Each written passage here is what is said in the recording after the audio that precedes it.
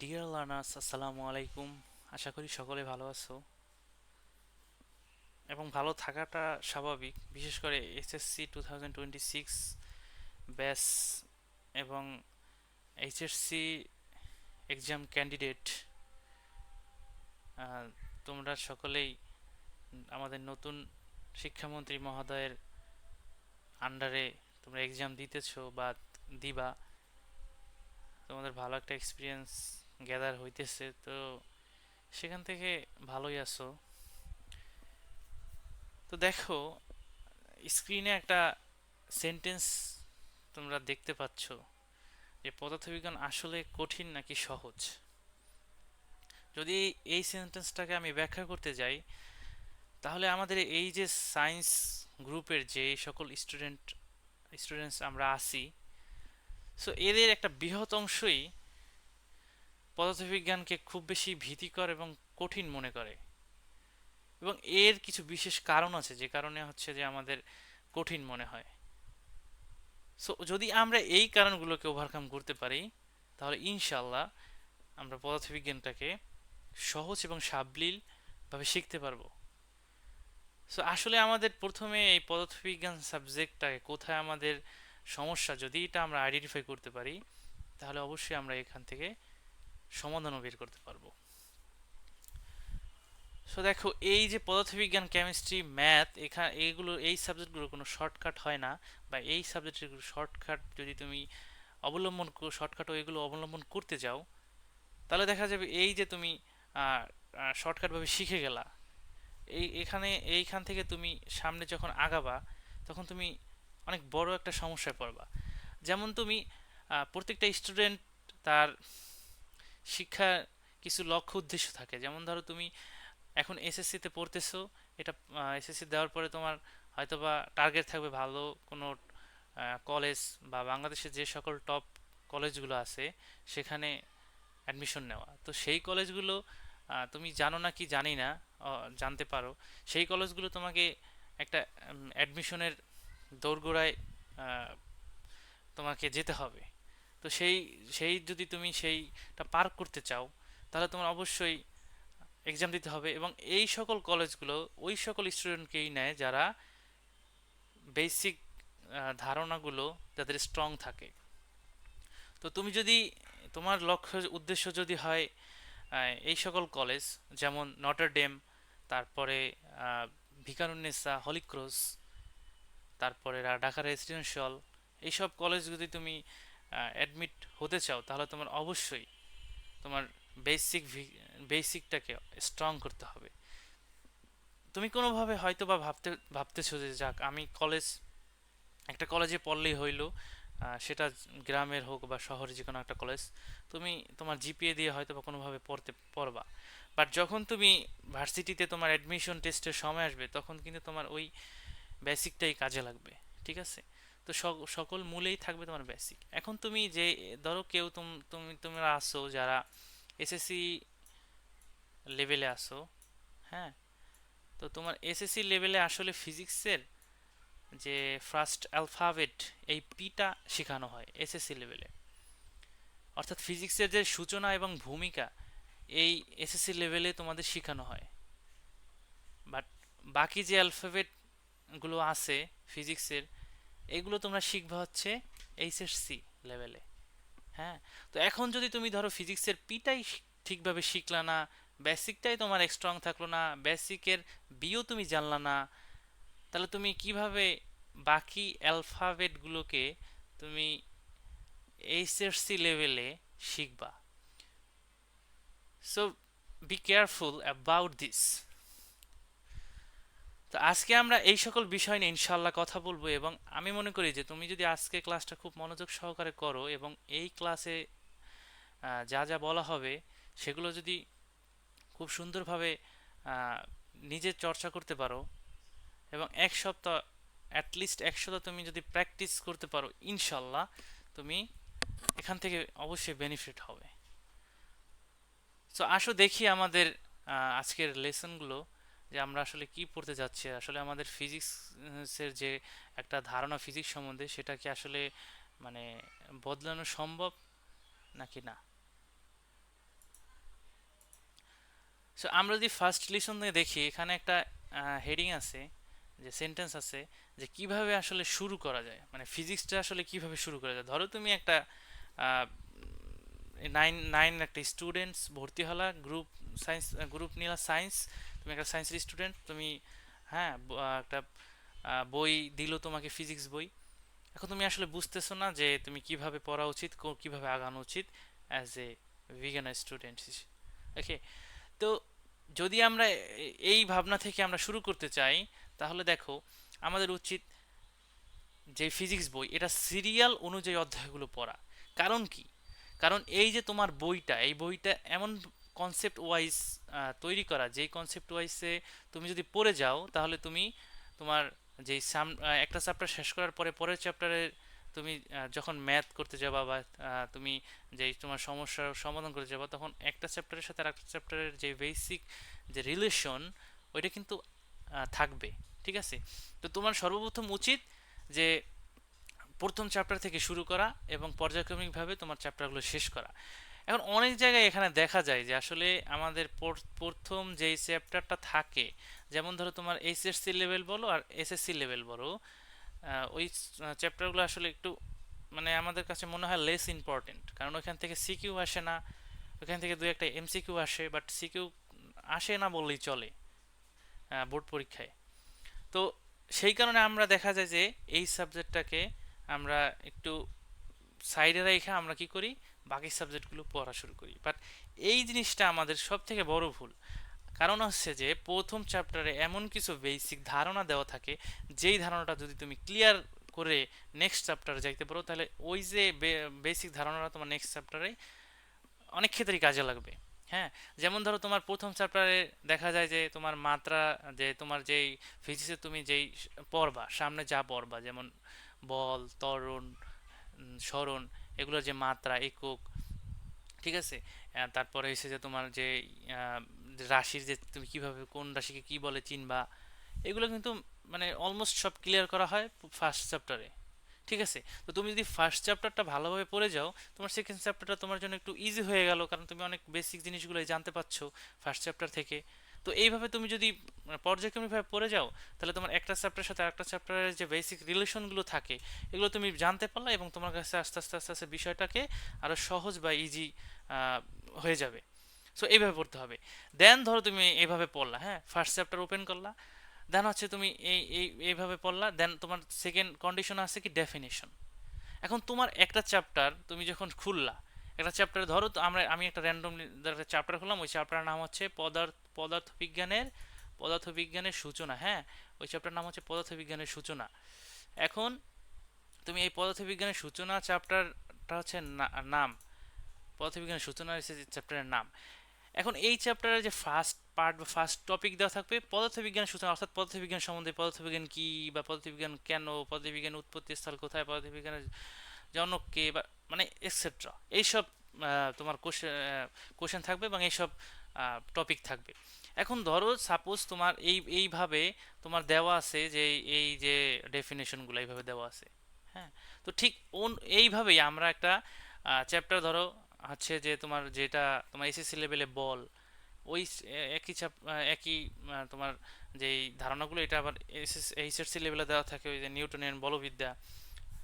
ঠিক ওই ওই ওই সব চ্যাপ্টারে আমাদের ধরো একটা টপিক হচ্ছে নিউটনের দ্বিতীয় সূত্র। হ্যাঁ, নিউটনের দ্বিতীয় সূত্র হচ্ছে ভরবেগের পরিবর্তনের হার তার উপর প্রযুক্ত বলের সমানুপাতিক। এখন নিউটনের দ্বিতীয় সূত্রের ডেফিনেশন হচ্ছে এইটা, যে ভরবেগের পরিবর্তন হার তার উপর প্রযুক্ত বলের সমানুপাতিক। এটা হচ্ছে ডেফিনেশন। এখন তুমি এই ডেফিনেশনটা দেখা যায় যে প্রথমে বললে অনেক সময় বুঝবা না, অনেক সময় বুঝবা, বা যে কোনো আমাদের ক্লাসে বোঝানো হবে। হ্যাঁ, বুঝার পরে এখন তুমি ধরো এই ডেফিনেশনটা বুঝলা বা বুঝলা না, বুঝলে তো আলহামদুলিল্লাহ, না বুঝলে বুঝবা। ঠিক আছে, বোঝার ট্রাই করবা। ধরো তুমি বুঝলা, হ্যাঁ, বুঝার পরে তুমি গেলা কোথায়, তুমি গেলা থ্রিতে, কন্ডিশন থ্রিতে, টপিক রিলেটেড গাণিতিক সমীকরণ। এখন এই যে তোমার আমি যেটা বললাম যে ভরবেগের পরিবর্তন হয় তার উপর প্রযুক্ত বলের সমানুপাতিক। এখন এই যে একটা সংজ্ঞা, এই সংজ্ঞার কি গাণিতিক সমীকরণ কি আছে কি নাই, এটা তোমার অবশ্যই চেক করতে হবে, মানে জানতে হবে। এখন অবশ্যই এটা আছে, যেহেতু নিউটনের সূত্র অনেক অনেক ক্ষেত্রে অনেক টপিকে থাকে না, জাস্ট হচ্ছে তোমার থিওরি বেসে বলে যায়। তো এখন তুমি যেহেতু এখানে গাণিতিক সমস্যা আছে, তোমার এই গাণিতিক সমীকরণ আছে, তো এই যে গাণিতিক সমীকরণটা কি এটা তোমাকে আইডেন্টিফাই করতে হবে, এবং এই গাণিতিক সমীকরণের যে উৎপত্তি স্থল বা উৎপত্তি কোথা থেকে হয়েছে, কেন হয়েছে, এগুলো তোমার A to Z একটা ওভারভিউ জানতে হবে। তুমি মূল সূত্র তো মুখস্থ করে রাখবা, বাট তোমার যে এই যে সংজ্ঞা থেকে যে সূত্রটা কিভাবে আসছে এবং সংজ্ঞাটা থেকে কিভাবে সূত্রটা তৈরি হয়েছে শেষ পর্যন্ত, এই যে একটা যে পুরোটা একটা যে কনসেপ্ট, এই কনসেপ্টটা তোমাকে ভালোভাবে ক্লিয়ার রাখতে হবে প্রত্যেকটা টপিকের। তো আমরা ধরো এই যে নিউটনের দ্বিতীয় সূত্র থেকে আসলে এই কনসেপ্টটা কিভাবে তৈরি হয়েছে, এটা আমরা ইনশাল্লাহ এখন দেখব। তো দেখো, আমরা জানি কি যে বস্তুর উপর যদি আমরা ধরো একটা বস্তু, হ্যাঁ, এই যে একটা বস্তুটা এফ বলে, তোমার ধরো এম ভরে, ইউ আদিবেগে বস্তুটার উপরে বল প্রয়োগ করা হইলো, বস্তুটা কি করলো, এম এম ভরে, তারপর হচ্ছে যে ভি শেষ বেগে বস্তুটা থেমে গেল। ঠিক আছে, তো এখন এই যে আমাদের নিউটনের সূত্র যে ভরবেগের পরিবর্তনের বস্তুর উপর তার প্রযুক্ত বলে সমানুপাতিক। ঠিক আছে, তো এখন এই যে ভরবেগের পরিবর্তন, এই ভরবেগের পরিবর্তন মূলত কিন্তু এই যে নিউটনের দ্বিতীয় সূত্রের মানে ডেফিনেশন কিন্তু এইটাই। এই যে ডেফিনেশন থেকে আমরা এই যে গাণিতিক যে সমীকরণ এটা আমরা এই যে তৈরি করতেছি, মানে ডেফিনেশন থেকে গাণিতিক সমীকরণগুলো আসতেছে। হ্যাঁ, তো এই যে এখন আমরা কি ভরবেগের পরিবর্তন, এখন ভরবেগের পরিবর্তন কি, এম ভি মানে শেষ বেগ মাইনাস কি আদি বেগ এম ইউ। ঠিক আছে, তারপর প্রযুক্ত সময়ের হার, সময় দিয়ে এটা ভাগ করতে হবে। হ্যাঁ, তো ভাগ করার পরে এখন কি বলছে, প্রযুক্ত বলের সমানুপাতিক, প্রযুক্ত বলটা কি এফ, এই হচ্ছে সমানুপাতিক। এই হচ্ছে আমাদের নিউটনের যে সংজ্ঞাটা, দ্বিতীয় সূত্রের যে সংজ্ঞা, এই সূত্রের কি গাণিতিক সমীকরণ। এখন এই গাণিতিক সমীকরণ থেকে আমরা জানি কি একটা সূত্র, আমরা অলমোস্ট সায়েন্সের সব স্টুডেন্টটাই জানে যে এফ ইকুয়াল টু এম এ, এটা সবাই জানে। এখন এই সূত্রটা আসলে কোন জায়গা থেকে আসছে বা কিভাবে আসছে এইটা কিন্তু জানে না, এই যে এইটাতে জানে না, এই কারণেই দেখা যায় যখন আমরা ম্যাথ করতে যাই তখন আমরা আসলে বিভিন্ন সমস্যার সম্মুখীন হই। তো আমাদের জানা উচিত যে কোন জায়গা থেকে সূত্রটা আসলো এবং এটার সংজ্ঞা কী ছিল, এবং সূত্রটা পর্যায়ক্রমিকভাবে কিভাবে আসলো, এবং পর্যায়ক্রমিকভাবে কিভাবে আসলো এটা কেন জানা জরুরি, এটা একটু পরে আসতেছি। তো দেখো, এই যে আমরা যে লিখছি এফ সমানুপাতিক M V minus M U divided by T মানে সময়। তো এই যে বস্তুর ভরবেগের পরিবর্তনের হার, এই যে ভরবেগের পরিবর্তনের হার কি সময়, সময় দিয়ে আমরা ভাগ করছি, তার উপর প্রযুক্ত বলে সমানুপাতিক, এই যে সমানুপাতিক। এখন আমরা এখানে লিখতে পারি কি, আহ, আমরা লিখতে পারি কি এম, আমরা যদি এম কে কমন নেই, হ্যাঁ, এম কে এখান থেকে কমন নেই, কমন নেওয়ার পর আমরা লিখতে পারি কি ভি মাইনাস ইউ ভাগ টি। ঠিক আছে, এখন এই যে ভি মাইনাস ইউ ভাগ টি অর্থাৎ শেষ বেগ মাইনাস আদি বেগ ভাগ টি, এম কমন নিয়েছি, তাইলে এই যে সমীকরণটা, এইটার পরিবর্তে আমরা লিখতে পারি কি ত্বরণ। না, আমরা জানি কি যে শেষ বেগ মাইনাস আদি বেগ ভাগ divided by T equal to কি লিখতে পারি, আমরা ত্বরণ লিখতে পারি। মানে আমরা যখন ওই যে ত্বরণের সংজ্ঞাটা শিখছি বা ত্বরণ যখন আমরা শিখবো, তখন কিন্তু আমরা যে ত্বরণ ইকুয়াল টু আমরা কি লিখতে, মানে ত্বরণ ইকুয়াল টু কি এটা কিন্তু আমরা জানবো, দেন আমরা এখানে এটা বুঝতে পারবো যে আসলে ত্বরণ আমরা কোথা থেকে কোন জায়গা থেকে আসছে। তাই আমরা এখানে লিখতে পারি এম ইকুয়াল টু, এই যদি আমরা শেষ বেগ ভাগ মাইনাস আদি বেগ ভাগ টি এর পরিবর্তে লিখতে পারি কি ত্বরণ, আমরা কি কোন মান দিয়ে আইডেন্টিফাই করি, এ দিয়ে। হ্যাঁ, তো কি এফ ইকুয়াল টু এম এ, সূত্রটা আসলে এইখান থেকে আসলো। এখন ধরো আমরা কেন আমাদের জানতে হবে সূত্রটা, পুরো পুরো প্রতিপাদনটা। এখন ধরো অনেক জায়গায় তুমি অনেক কোশ্চেনে, যখন সিকিউ আসবে অনেক কোশ্চেনে তুমি দেখবা যে তোমার শেষ বেগ দেওয়া থাকবে, আদি বেগ দেওয়া থাকবে, বস্তুর ভর দেওয়া থাকবে, বাট কি দেওয়া থাকবে না, ধরো তোমার ত্বরণ দেওয়া থাকবে না। হ্যাঁ, ত্বরণ দেওয়া থাকবে না, কিন্তু তোমাকে বের করতে হবে কি বল।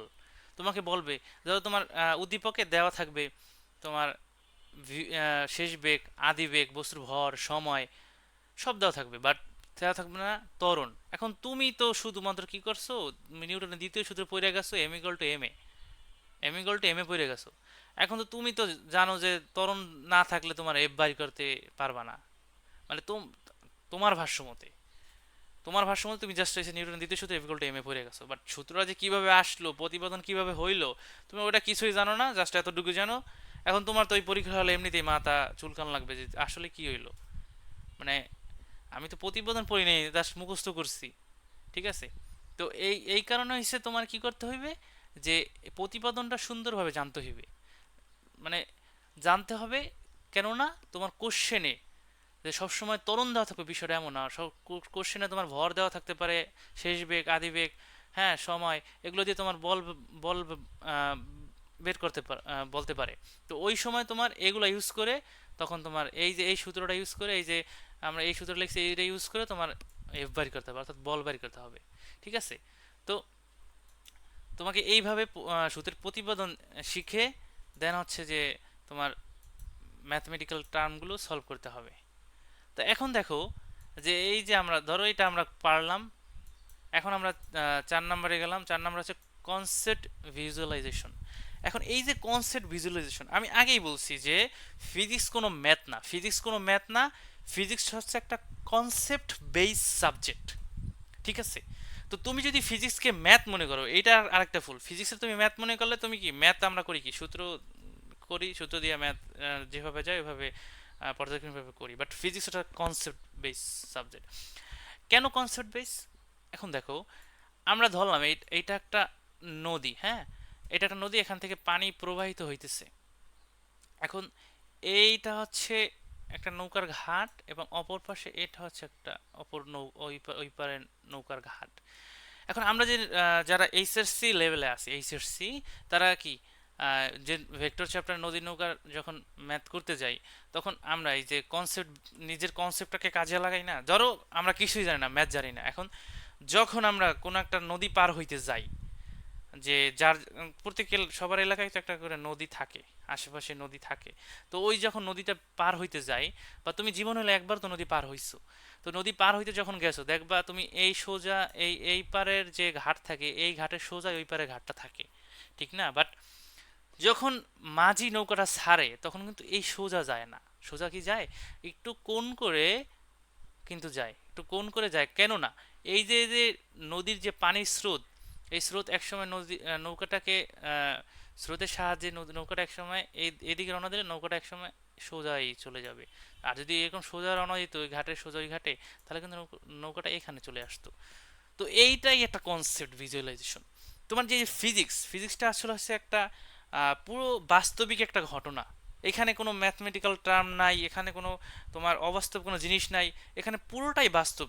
তুমি নিজে চিন্তা করতে পারবা, তুমি যে কোনো একটা ম্যাথ দেখবা, যে কোনো ফিজিক্সের যে কোনো একটা ম্যাথ দেখো, সব বাস্তবিক ঘটনা। তুমি নিজে চিন্তা করবা, দেন হয়েছে এখানে মান বসাবা, মানটা বের করবা, শেষ। এটাই, এটা হচ্ছে তুমি একটা সাপোজ একটা জিনিস ধরো, যখন এই যে আমরা মানে ফিজিক্স বলতে বুঝি কি নিউটন, ঠিক না? যখন আমরা ফিজিক্স মানে ফিজিক্স কঠিন লাগে আমাদের যাদের কাছে, আমরা সবসময় কারে ব্লেম দিই? নিউটনকে ব্লেম দিই, যে নিউটনের কারণে আমাদের এই এরকম একটা হার্ড সাবজেক্ট আমরা এখন ফেস করতেছি, নিউটনকে ব্লেম দিই। তো ধরো যখন নিউটন ওই যে আপেল গাছের নিচে বসা ছিল, হ্যাঁ, তখন একটা আপেল পড়ছে, কেউ কেউ বলে মাথার উপরে পড়ছে, কেউ বলে সামনে পড়ছে, আমরা ধরে নিই একটা আপেল পড়ছে, এটা মুখ্য বিষয় না, একটা আপেল পড়ছে। তো যখন ও দেখছে যে আপেলটা পড়ছে, তখন ও ভাবছে যে আপেলটা কেন নিচে পড়লো, উপরে কেন না, কেন গেল না, হ্যাঁ, আপেলটা তো উপরে যাইতেও পারতো, নিচে কেন পড়লো? এই যে একটা কনসেপ্ট, ও কি প্রথমে ম্যাথ করছে? ও কিন্তু ম্যাথ করে না, ও কি বইসা মান বাইর করছে যে কি, কেন আপেল নিচে পড়লো, উপরে কেন গেল না, আমি মান বার করি, এটা করি সেটা করি, এগুলো কি কিছু করছে? ও প্রথমে কি করছে, নিজের মানে বাস্তবিক যে চিন্তাটা, ওই বাস্তবিক চিন্তাটা করছে, এবং ওই বাস্তবিক চিন্তা থেকে একটা ম্যাথমেটিক্যাল টার্ম ইউজ করে যে মানগুলো, অর্থাৎ যে সমস্যার সমাধানগুলো, জাস্ট এইটা করছে, মানে সমস্যার সমাধানটা করছে।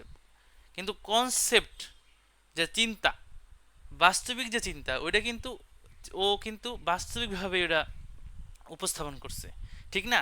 ঠিক এইভাবে হচ্ছে আমাদের ফিজিক্স কখনো ম্যাথের সাথে গুলাই ফেলবে না, ফিজিক্স একটা একটা আছে বাস্তবিক চিন্তা। সো দেখো, পাঁচ নাম্বার হচ্ছে ওই সূত্রের মান এবং মাত্রা জানা, মানে কোন রাশি মানের কোন রাশিকে চিহ্নিত করে। এখন দেখো ওই সূত্রটা বলতে কি বুঝাইছে, আমরা এই যে এখানে ডেফিনেশন বলতে বুঝাইছিলাম নিউটনের দ্বিতীয় সূত্র, এবং এটার সাথে যে গাণিতিক সমীকরণ এফ ইকুয়াল টু এম এ। তো এই যে এফ ইকুয়াল টু এম এ হচ্ছে ওই সূত্র। আর ওই সূত্রের মানটা আসলে ওই সূত্রের মানের যে মানগুলো যে আছে ওগুলা কোন রাশিকে ইন্ডিকেট করে। এখন এই যে এফ, হ্যাঁ, এফ কোন রাশিকে ইন্ডিকেট করে, বলকে। তোমার এই যে যখন তুমি এইগুলো পড়বা, আমি তুমি অ্যাজ এ বিগিনার হিসেবে কিন্তু আমি এই কথাগুলো বলতেছি, তুমি ধরে নিলাম তুমি বিগিনার, তুমি কিছু জানো না, তুমি কিভাবে ফিজিক্সটা শুরু করবা। তো তুমি যখন ওই যে সূত্রটা পড়ছো, এফ, এফ বলতে আমরা বুঝি কি বল, ঠিক না, বল। এফ এম বলতে কি বুঝি ভর, এ বলতে বুঝি কি ত্বরণ। তো এই যে মানগুলোকে কোন কোন রাশি দ্বারা চিহ্নিত করে, আসলে আমরা এটা আমাদের জানতে হবে যখন আমরা ফার্স্ট সূত্র দেখব। দেন জানতে হবে এই এই যে বলের মাত্রা কি, ভরের মাত্রা কি, তারপরে একক এগুলোর বলের নিউটন, এম কেজি, তারপরে হচ্ছে যে ত্বরণ, এগুলো যে তোমার যে একক মাত্রা, হ্যাঁ, এগুলো তোমাদের জানতে হবে। কেননা যখন তোমরা সামনে ম্যাথগুলো সলভ করবা, তখন মানে এইগুলা, যেমন তোমার ধরো মাত্রায় দেওয়া থাকবে, ওইটা তোমাকে ট্রান্সলেট করতে আবার যেই ম্যাথগুলো করতে তোমার যে মাত্রা জানা, মাত্রা ব্যবহার করতে হবে, ওখানে নিয়ে আসতে হবে।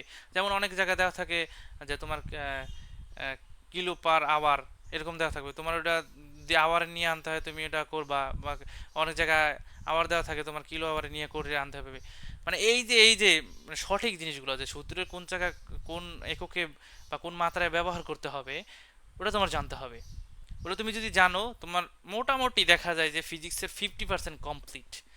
ঠিক আছে, কারণ তোমার এই যে বেসিক জিনিস এইগুলা, তুমি যখন ম্যাথ করতে যাবা তখন তোমার একটু উলটপালট করে দেওয়া থাকবে, একটু মানে একটু ঘুরাই দেওয়া থাকবে, যেটা তুমি ক্যাচ করতে পারলেই তুমি ওটা পারতেছো।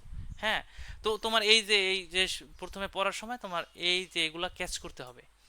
ঠিক আছে, তো মোটামুটি দেখা যায় যে যদি আমরা যখন শুরু করব, তো এই যে পাঁচটা জিনিস যদি আমরা ভালোভাবে ইউটিলাইজ করে নিজে পড়তে পারি, হ্যাঁ, আমরা তো অবশ্যই টিচারের হেল্প নিয়ে পড়বো। তো যখন টিচার পড়াবে তখন যদি আমরা এই যে টিচারের কাছ থেকে এই জিনিসগুলো আয়ত্ত করে নিতে পারি, এই যে পাঁচটা জিনিস, তাহলে মোটামুটি দেখা যায় যে আমাদের ওই চ্যাপ্টারের ওই টপিকের অলমোস্ট 70% কমপ্লিট। বাকি 30% হচ্ছে তুমি প্র্যাকটিস। হ্যাঁ, বাকি 30% প্র্যাকটিস। এখন দেখো, আমরা তো জানলাম কিভাবে শুরু করব। তো শুরু করার পরে আসলে আমাদের ম্যাথ যে সলভ করার বিষয়টা, ওইটা আমরা কিভাবে করব, ম্যাথ সলভ করার বিষয়টা। তো দেখো, সামনে আসলে আমরা এখানে দেখতে পারি যে কিভাবে গাণিতিক সমস্যার সমাধান করব। মানে তোমার স্ক্রিনে দেখা যাচ্ছে যে আসলে আমরা কিভাবে গাণিতিক সমস্যার সমাধান করতে পারি। তো আমাদের অনেকেরই একটা মানে ভুল ধারণা, মানে আমরা অনেক জায়গায় অনেকের কাছে জিজ্ঞেস করি যে আসলে ফিজিক্স, ম্যাথ বা কেমিস্ট্রি বলো, আসলে আমরা এটা কেন পারি না ম্যাথ। সবাই বলে বেসিক স্ট্রং করো, বেসিক স্ট্রং করো, বেসিক স্ট্রং করো। বাট আসলে বেসিক তো ভাই 90% স্টুডেন্টেরই স্ট্রং থাকে, বা 90% স্টুডেন্টই জানে যে আসলে তোমার ফর্মুলা কি কি, মানে তোমার সূত্র কি, সবারই মোটামুটি জানা থাকে। বাট দেখো, তারপরেও কিন্তু তোমার দেখো না, ওই 90% স্টুডেন্টের মধ্যে 50% স্টুডেন্টই দেখা যায় যে পারে না ম্যাথ করতে গেলে, যখন পরীক্ষার হলে বসে, হ্যাঁ, তখন কিন্তু ওইটা পারে না। তো এই যে পারে না, কেন পারে না, এত কিছু থাকার পরেও। তুমি তুমি দেখো অনেক জায়গায় তুমি শিখবা এই বিভিন্ন ধরনের অ্যানিমেশন টেনিমেশন দিয়া, যেমন ধরো তোমার এই যে একটা দিয়া দিবে বল, এই বলটা নিক্ষেপ করা হইলো, এই বলটার পরন্ত বেগ কত, বা নিক্ষেপণ কোণ কত, মানে বিভিন্ন জিনিস দেওয়া থাকবে। তুমি অ্যানিমেশন দিয়ে সুন্দরভাবে বুঝলা, বাট যখন বুঝলা তখনই পারলা, বা যখনই মানে মনে হলো যে না পারি পারি, হ্যাঁ, বাট যখন তুমি যাও পরীক্ষার হলে বা নিজে নিজে যখন সলভ করতে যাও, তখন পারো না। এটার একটা সব থেকে বড় যে কারণটা হচ্ছে, এই কারণটা হচ্ছে তুমি জানো না, কি জানো, জানো না প্রোগ। যে এই যে তুমি বেসিক জানো, তুমি ফর্মুলা জানো, সূত্র জানো, মানে সূত্র জানো, তো এই যে সূত্র বা বেসিক যে তুমি জিনিসগুলো জানো, এই যে এটা যে প্রয়োগ করা, এই সূত্রের যে একটা প্রয়োগ থাকে, এই প্রয়োগটা যে তুমি জানো না, যে কারণে তুমি ম্যাথ পারো না।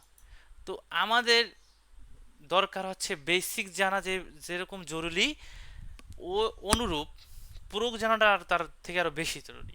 এখন তুমি এই যে ধরো প্রয়োগটা কি আসলে, এখন তুমি ধরো তোমার এখানে তোমার ধরো উদ্দীপকে দেওয়া আছে যে তোমার ওই যে ধরো নিউটনের দ্বিতীয় সূত্র দিয়ে আমি তোমাদের একটা উদাহরণ দিতেছি। ধরো উদ্দীপকে তোমার দেওয়া আছে বস্তুর ভরের মান দেওয়া আছে, তারপরে বস্তুর আদি বেগ শেষ বেগ সবই দেওয়া আছে। তোমাকে বের করতে বললো বস্তুর আহ, বলটি, বল বল কত। তো এখন তুমি এই যে, হ্যাঁ প্রোগটা, এখন তুমি সূত্র জানো, সবই জানো, এখন এই যে সূত্রে যে এই যে আমাদের উদ্দীপকে এই ডাটাগুলো দেওয়া আছে, তুমি সূত্রটা জানো যে এফ ইকুয়াল টু এম এ, সবই জানো, বাট এই যে তুমি কিভাবে প্রোগটা করবা ঠিক এইগুলো জানো না। এখন তোমার এই প্রোগটা করতে হলে যে আমি বলছিলাম যে সূত্রের প্রত্যেকটা প্রতিপাদন, আই মিন দ্যাট তুমি যখন ওই যে সংজ্ঞাগুলো পড়ছো, after that you learn lots of formula also, প্রতিপাদন। তো তুমি যদি এগুলো সবই পইরা আসতা, তাইলে কিন্তু প্রোগটা জানতা। তুমি জাস্ট পড়ে আসছো কি জানো, এফ ইকুয়াল টু এম এ, যে কারণে তুমি এই যে এখানে যে প্রোগটা করতে হবে আসলে কোন কোন সূত্রটা প্রয়োগ করতে হবে এটা জানো না। এই যে আমরা যে এ ত্বরণের পরিবর্তে যে আহ, তোমার শেষ বেগ মাইনাস আদি বেগ বাই টি লিখতে হয়, এটা কিন্তু আমাদের অনেক সময় জানা থাকে না, কারণ আমরা শুধুমাত্র এই একটা সূত্র মুখস্থ করি। এখন এখানে প্রোগটা আসলে কি, প্রোগটা হচ্ছে যে তোমার ডাটা কি দেওয়া আছে, ডাটা কি নাই, যা নাই তুমি বের করবা। এই বল বের করতে হলে তোমার যা নাই সেটা বের করে দেন বলের সূত্রে বসাই দিতে হইবে। ঠিক আছে? তো এখন তোমার যদি সব দেওয়া থাকে তুমি সোজা বের করে নিলা, আর যদি না দেওয়া থাকে তাহলে তোমার ওই যেইটা দেওয়া নাই, হ্যাঁ ওইটাও বের ধরো ধরো তোমার এখানে দেওয়া আছে F equal to M A, but দেওয়া নাই কির মান জানো, দেওয়া নাই হচ্ছে এম এর মান, বা হ্যাঁ। তো এখন এই যে ভর এম এর মানটা, তোমার ত্বরণ দেওয়া আছে, তোমার বল বের করতে হবে, ত্বরণ দেওয়া আছে, বাট ভরের মান দেওয়া নেই। এখন তোমার এই যে ভরটা আসলে তুমি কিভাবে বের করবা, এই যে বের করার ওয়েটা, এটা তোমার তো জানতে হবে, এই যে প্রোগটা। হ্যাঁ, এখন তোমার ধরো ওইখানে দেওয়া আছে উদ্দীপকে ভর বের করা যাবতীয় ডাটা দেওয়া আছে, কিন্তু তুমি তো ভর মানে ওখানে ভর নাই দেখে তুমি এই ম্যাথটা সলভ করতে পারতেছো না, কারণ তুমি ভাবতেছো যে ওখানে ভর নাই, তাহলে আমি ম্যাথটা করবো কি, কিন্তু ভরের বের করা যে সকল ডাটা দেওয়া আছে তুমি ওইটা মানে ওইটা জানো না, এটাই যে সমস্যা। তো এই যে এগুলো জানা, হ্যাঁ, কোনটা দেওয়া নাই ওইটা আবার বের করা, বা যেটা দেওয়া নাই ওইটা হচ্ছে যে আমাদের ওই যে উদ্দীপকের ডাটা থেকে কালেক্ট করে দেন, ওটা বের করে দেন আমাদের বলের মানটা বের করতে হবে, এইটা আমাদের জানতে হবে। দেন হচ্ছে যে আমাদের কোন সূত্র, কোন ডাটা দেওয়া আছে, কোন সূত্র প্রয়োগ করতে হবে, এই প্রয়োগটা জানতে হবে। যে এই ডাটাগুলো দেওয়া আছে, আমার ধরো এখানে এখানে এম এর মান, ভি এর মান, তারপরে যাবতীয় সকল মান দেওয়া আছে, আমাদের এই যে এফ এর মান বের করতে হবে, এটা কিন্তু এটা প্রুফ যে আমরা যে জানি যে এই সূত্র ডাটাগুলো দেওয়া আছে আমাদের এফ এর মান বের করতে হবে, এইটাই হচ্ছে প্রুফ। ঠিক আছে? তো এই যে প্রয়োগ করতে জানাটা, যে একটা সূত্র যে প্রয়োগ করতে জানা, এখানে যে আমার এই কোশ্চেনে এই সূত্রটা বসবে, এই যে প্রয়োগ করতে জানা এবং সেই অনুযায়ী ম্যাথটা করা, এইটাই হচ্ছে প্রয়োগ। হ্যাঁ, তো এইভাবে আমাদের শুধু বেসিক জানলে হবে না, ম্যাথ করার জন্য অবশ্যই প্রয়োগটা জানতে হবে ম্যাথের, কিভাবে প্রয়োগ করতে হবে সূত্র, তাইলেই তুমি ইনশাআল্লাহ পারবা। দেন হচ্ছে যে টাইপ ভিত্তিক ম্যাথ করা is too much important for your exam.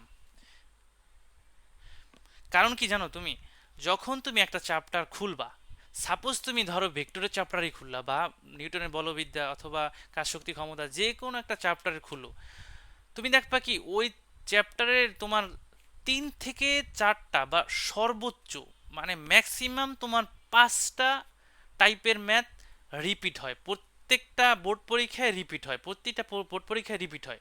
হ্যাঁ, ওই 4 থেকে 5 টাইপের ম্যাথ, এটা তো আমি বেশি বললাম, বাট 1-2 টাইপের ম্যাথ, যেমন আলোর প্রতিফলন, প্রতিসরণ, হ্যাঁ এগুলা কিন্তু দেখা যায় যে তোমার দুই একটা টাইপের, মানে 2টা টাইপের, সর্বোচ্চ 2টা টাইপের, ওই যে এফিক্যাল টু জি, তারপরে Q1 × Q2 by D square, এই যে এটা দিয়ে যে ম্যাথটা, এটা কিন্তু ওই একটা টাইপেরই ম্যাথ, মানে তোমার কোশ্চেন আসলে যদি ওই আলোর প্রতিফলন থেকে যদি কোশ্চেন ধরে, তাহলে এই যে এটা দিয়েই ধরবে।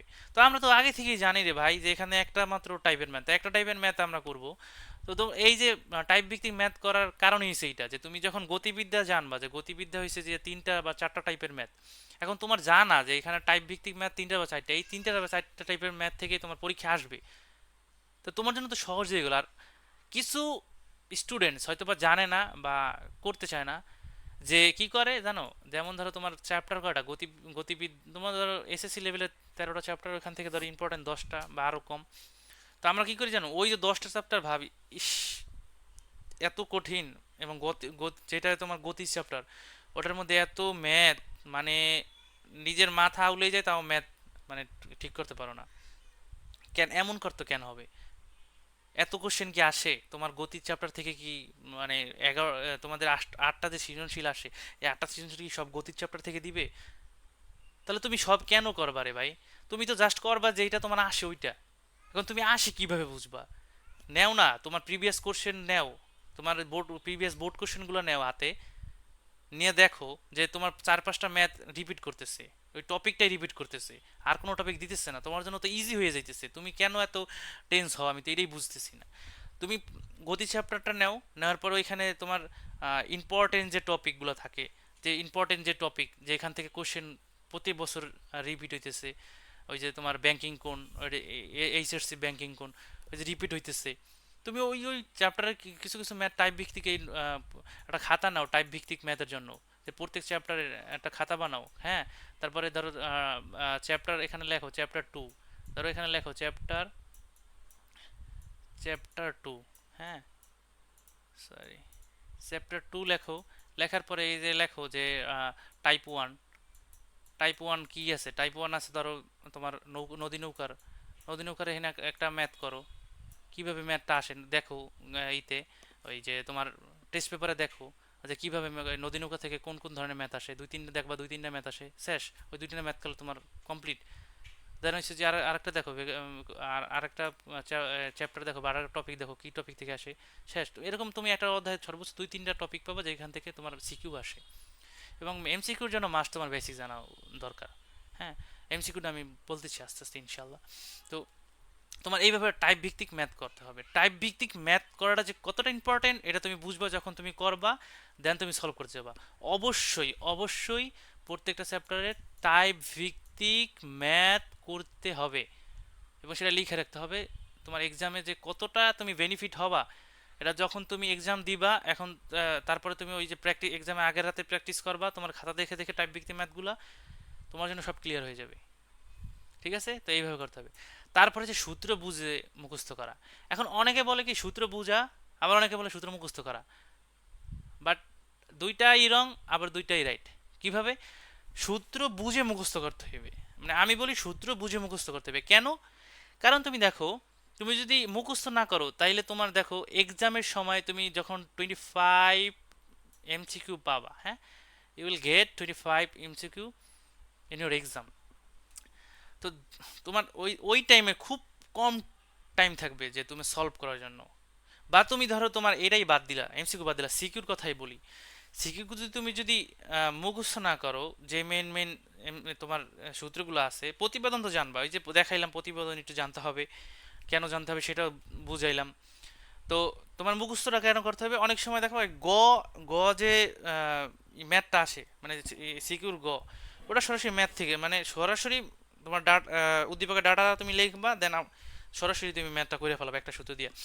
এখন তুমি যদি ওই সূত্রটা বুঝে মুখস্থ না করো, বা সূত্রটা মুখস্থ না করো, তাহলে কি হইবে? তোমার ওই যে প্রতিবেদন করতে হইবে, দেন তোমার ওই সূত্রটা নামাইতে হইবে, ওই সূত্র দিয়ে ম্যাথ করতে হইবে। আর তুমি মুখস্থ করলে সূত্র এই যে তুমি এই যে একটা সূত্র, এই এফ ইকুয়াল টু এম এ আসছে কোন কোন জায়গা থেকে, তুমি ওইটা প্রতিবেদন করতে করতে এম ইকুয়াল টু এম এ পাইবা, দেন তুমি ডাটা বই অঙ্ক করবা, নাকি অঙ্ক ম্যাথ করার সময় তুমি just F equal to M A বসে ডাটাগুলো বসে ম্যাথ করে দেবা? এটা ইজি না? এটা ইজি টাইমের ক্ষেত্রে? অবশ্যই এটা ইজি। তো তোমার, তুমি জানো এই সূত্রটা কোন জায়গা থেকে আসছে, এটা তোমার বোঝা, আর মুখস্থ হচ্ছে এইটা। বাট তুমি কিন্তু এটা জানো যে এখান থেকে এই সূত্রটা আসছে, এটা তুমি বুঝছো। এই যে এফ ইকুয়াল টু এম এ তুমি এটা মুখস্থ জাস্ট হইছে বসাইয়া অঙ্কটা করে দিছে ম্যান। তো তোমার অবশ্যই সূত্র বুঝতে হইবে, দেন মুখস্থ করতে হবে, কারণ তোমার এক্সামের সময় তুমি অল্প টাইম পাবা। তো তুমি যদি এই প্রতিবেদন করে আবার সূত্র মনে করতে যাও, তাহলে তোমার অনেক টাইম লাগলো। এর ভিতরে একজন আরো তোমার যে ক্লাসমেট থাকবে ওরা 2-3টা অঙ্ক কইরা ফেলাইবে। তো তুমি যেমন বুঝতে বসো তেমন মুখস্থ করে রাখতে হবে, যেন তুমি খুব দ্রুত করতে পারো। ঠিক আছে? তো বুঝলে অটোমেটিক এমনিতেই মুখস্থ হয়ে যাবে ওটা। মানে মুখস্থ রাখতে খুব বেশি একটা প্রবলেম হয় না। বুঝতে পারছো? দেন দেখো, দেন তোমার হচ্ছে নোট করা। এই যে নোট, কিছু স্টুডেন্টস আছে, যারা নোট করে কি কিরকম জানো, এই যে স্যাররা বা ভাইয়ারা যেভাবে পড়ায়, যদি ভাইয়ারা কোনো একটা পড়ানোর মাঝখানে লেখে আহ, কালকে কালকে ক্লাস বন্ধ, যদি এটা লেখে, ওই কিছু স্টুডেন্ট আছে ওই নোটের মধ্যেও লেখা রাখে কালকে ক্লাস বন্ধ। কেন ভাই, নোটটা কি স্যার মানে স্যার যা লেখে ওইটার জন্য নোট করা, নাকি নোটটা হইছে তোমার তোমার নিজের মতো করে নোট করা? এখন ধরো তুমি সাপোজ, হ্যাঁ, যে তুমি তোমার 2 মাস পর পরীক্ষা, তুমি এই ক্লাসটা করতেছো, এখন 2 মাস পরে তো তোমার ওই নোটটা দেখেই তো সব মনে করে তোমার এইগুলো সলভ করতে হবে, ঠিক না? এখন তুমি তো আর এমন না যে তুমি ওই যে আবার ক্লাস করবা, আবার সব নতুন করে করবে, এমন না। নোটটা তো করা মানে কি, তোমার সামনে আবার যেন যখন লাগবে তুমি নোটটা দেখে মনে করবে। এখন তোমার নোটটা তো তোমার ওইতে করতে হইবে। নোটটা এখন তুমি সারে যা লাগছে তা যদি করো, তাহলে তোমার তোমার নোটটা কিভাবে হইলো? তাহলে সারের নোট হইলো, তোমার নোট তো হয় না। তোমার নোট এইভাবে করতে হইবে যে তুমি জানো 2 মাস পরে যখন খাতাটা খুলবা, তখন তুমি যেন দেখা বুঝতে পারো যে না, এই এই চ্যাপ্টারটা আমার নোট দেখাই আর আমি বুঝতেছি, আমার আর ক্লাস লাগতেছে না, আমি আমার নোটটা দেখে বুঝতেছি, এইটাকে বলে নোট। সারে যা লেখে ওইটা নোট না।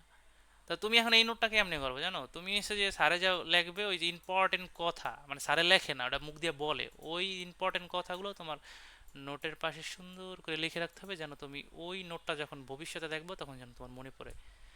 ওকে, এভাবে করতে হবে। তো নেক্সট হচ্ছে যে board question solve and selection.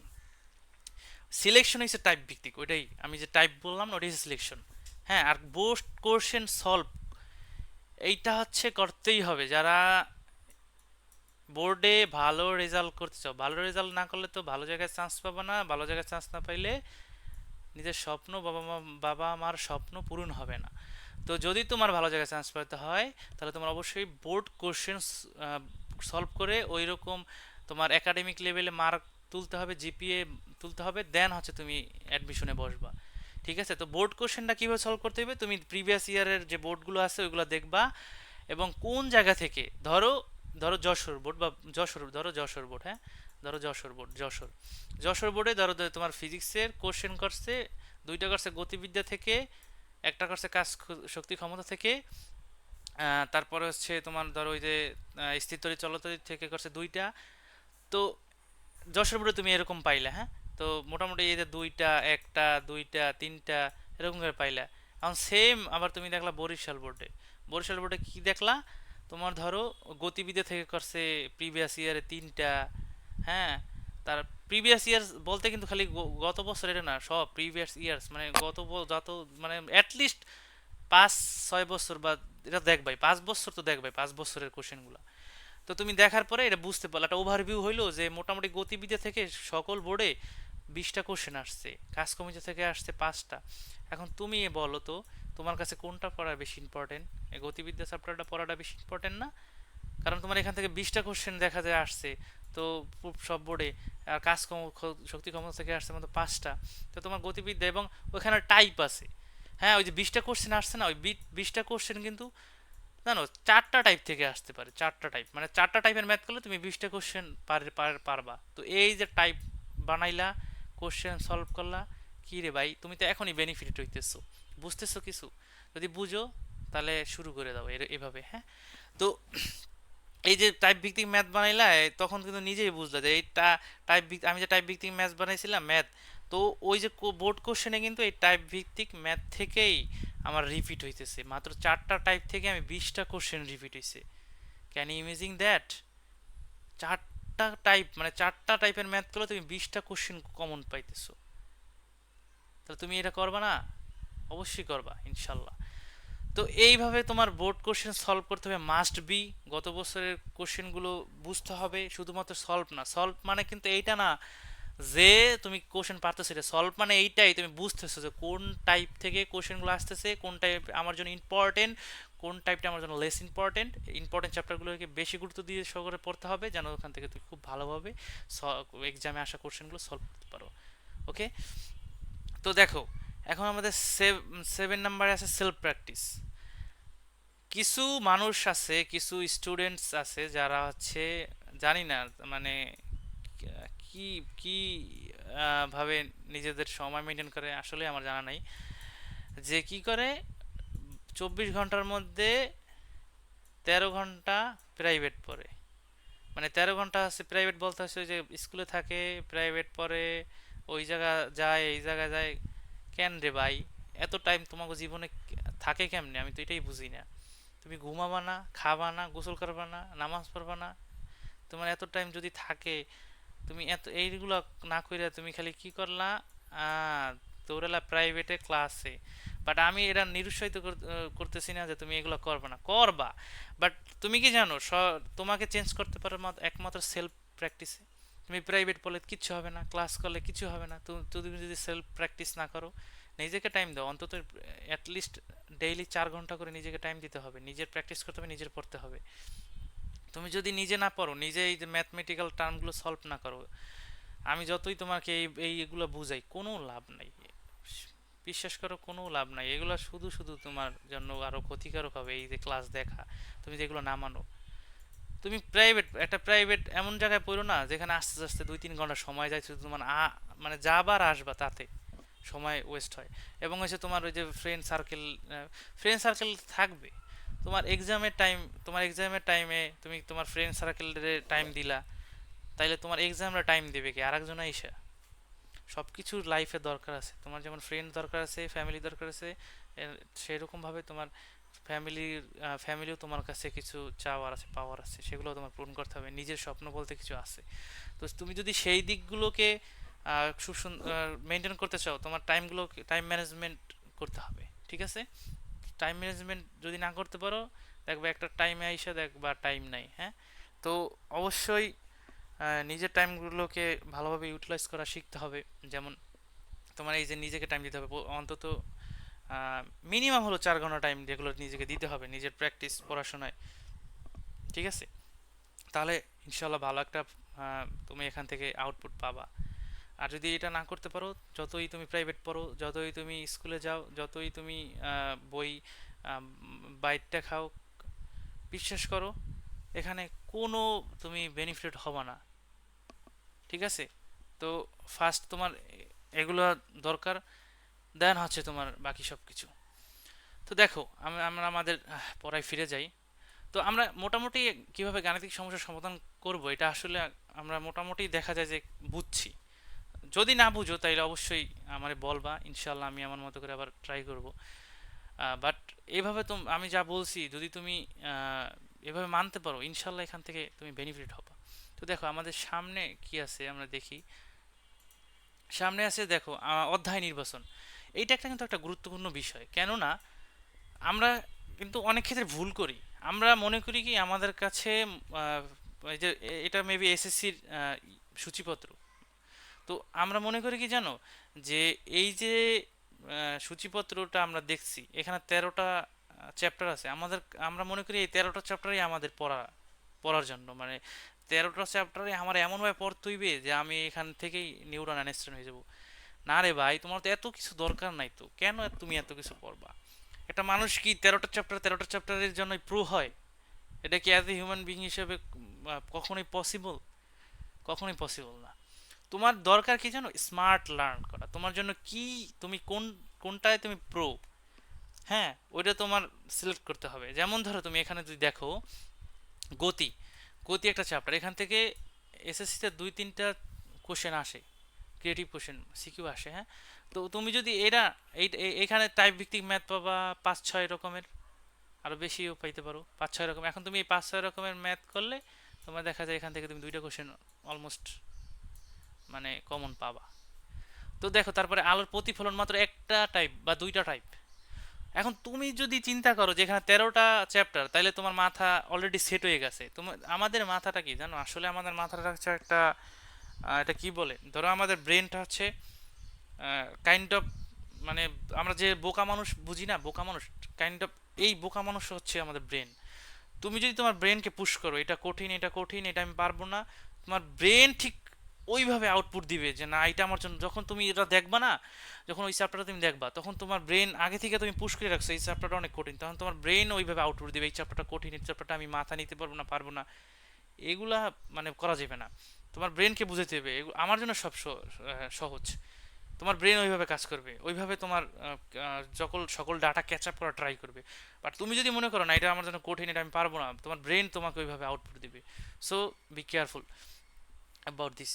তো দেখো আমাদের এখানে চ্যাপ্টার সিলেকশন করতে হবে কোন কোন চ্যাপ্টার থেকে সিকিউ আসে, যেমন কাজ শক্তি ক্ষমতা থেকে আসে। তো এখানে তোমার টাইপ ভিত্তিক ম্যাথ করে যেতে হবে, যেখানে যেগুলো ইম্পর্টেন্ট। তো এই যে চ্যাপ্টার সিলেকশন, তুমি আগে থেকে যদি চ্যাপ্টার সিলেকশন করে রাখো যে আমি গতি থেকে একটা দিব, কাজ শক্তি ক্ষমতা থেকে একটা দিব, আলোর প্রতিফলন থেকে একটা দিব, স্থিতল বা চলতরি বিধান থেকে একটা দিব, আর একটা এমনি দিলাম, পাঁচটা তোমাদের ইয়ে আসে। তো ভাই তোমার এতগুলো চ্যাপ্টার তো লাগতেছে না সিকিউর জন্য। তুমি বেসিক সব চ্যাপ্টার রাখো, এই বেসিকের জন্য সব চ্যাপ্টার পড়ো, অল চ্যাপ্টার ফর বেসিক। হ্যাঁ, কারণ তোমার জন্য দরকার আছে বেসিক। তুমি আস্তে আস্তে তুমি একটু হার্ড দিকে যাবা, একটু বিস্তারিত পড়বা ইন্টারমিডিয়েট লেভেলে। দেন তোমার এমসিকিউর জন্য তোমার বেসিক যারা জরুরি, কারণ সব চ্যাপ্টার থেকে মোটামুটি এমসিকিউ আসার একটা ইয়ে আছে। তো তোমার সব চ্যাপ্টারের একটা ওভারভিউ থাকা অবশ্যই জরুরি। তো তুমি সব চ্যাপ্টারের ওভারভিউ রাখবা, বাট সিকিউর জন্য তোমার কিছু সিলেক্টিভ চ্যাপ্টার থাকবে যেখান থেকে তুমি সিকিউগুলো দিবা। হ্যাঁ, তো তোমার ওই ওই ওই যে ওই চ্যাপ্টারগুলো তোমার স্ট্রং পয়েন্ট কোনগুলো, কোন কোন চ্যাপ্টার, ওইগুলো তুমি সিলেক্ট করবা, দেন ওইখান থেকে তুমি এই করবা। মাথায় এরকম নিবা না যে এগুলো অনেক কঠিন, এগুলো পারবো না, 13টা চ্যাপ্টার, 13টা না, এখানে চ্যাপ্টার তো 7টা। তুমি সিকিউ দিবা 5-6টা থেকে, তুমি সিকিউটা কি 13টা চ্যাপ্টার থেকে দিবা? তাহলে 13টা চ্যাপ্টার কেন বলো? তো চ্যাপ্টার সিলেকশন দেন হয়েছে যে তুমি মাথা থেকে তোমার অলরেডি তোমার, তুমি যে আগে থেকেই তুমি ধরো একটা, তুমি যে কোনো একটা কম্পিটিটিভ এক্সামে বসলা, সেটা হতে পারে অ্যাডমিশন টেস্ট, সেটা হতে পারে যে কোনো চাকরির পরীক্ষা। তুমি যদি আগে চিন্তা করো আমার কোনটা বাদ দিতে হবে, কোনটা পড়তে হবে না, কোনটা বাদ দিতে হবে, তাহলে তোমার জন্য সিলেবাস অর্ধেক কমে আসবে। অন্যান্য স্টুডেন্টরা আসলে মানে যে কোনো একটা চাকরির পরীক্ষা হোক বা অ্যাডমিশন টেস্ট বা যে কোনো একটা কম্পিটিটিভ এক্সাম হোক, ওইখানে কি সব পড়ে? সব কেন পড়মু? সব কি আসে নাকি? সব কেন পড়তে চাবো? সব কি আসে? সব জায়গায় সব টপিক থেকে আসে? হ্যাঁ, এখন তুমি কি জানবা যে ওই যে ডোনাল্ড ট্রাম্পের বাসা কোন জায়গায়, বা ডোনাল্ড ট্রাম্পের বাবার নাম কি, মার নাম কি? এগুলো কি আসে পরীক্ষায়? তুমি এগুলো কেন পড়বা? পরীক্ষায় যা আসে তোমার ওইগুলো পড়তে হইবে। তুমি যদি বাদ দিতে পারো আগে, তুমি যদি এরকম সিলেকশন টাইপের কোনগুলো রিজেক্ট করবা, ওগুলো এরকম টাইপের তোমার মেন্টালিটি থাকে, বিশ্বাস করো তোমার 50% সিলেবাস কমে আসবে। তো তোমার আগে সব থেকে জরুরি হচ্ছে কোন জায়গা থেকে কোশ্চেনগুলো আসে, ওইগুলো আইডেন্টিফাই করা, দেন ওইখানে অ্যাটাক করতে হবে যে কোন কোশ্চেনগুলো আসে। বাকি কোশ্চেন বাদ, আমাদের লাইফে বাকি কোশ্চেন নাই। তোমার জন্য অর্ধেক কমে আসলো না? স্মার্ট লার্ন করতে হবে। তা যদি তুমি স্মার্ট লার্ন করতে পারো, যেমন ধরো তোমার গাধা কিন্তু অনেক পরিশ্রম করে। হ্যাঁ, তো গাধা কিন্তু বনের রাজা না, বনের রাজা কিন্তু বাঘই, সিংহই, ঠিক না? তো তোমার তো ওইভাবেই করতে হবে যে তোমার স্মার্ট লার্ন করতে হবে। লার্ন তো সবাই করে, কয়জন স্মার্ট লার্ন করে? তো স্মার্ট লার্ন যদি তুমি করতে পারো, তা ওইভাবে তুমি যদি নিজেকে আপডেট করতে পারো, দেখবা যে তুমি ভালো একটা আউটপুট পাবা ইনশাল্লাহ। তো এভাবে তোমার চ্যাপ্টার সিলেকশন করে দেন তোমাকে পরীক্ষার হলে বসতে হবে। তো দেখো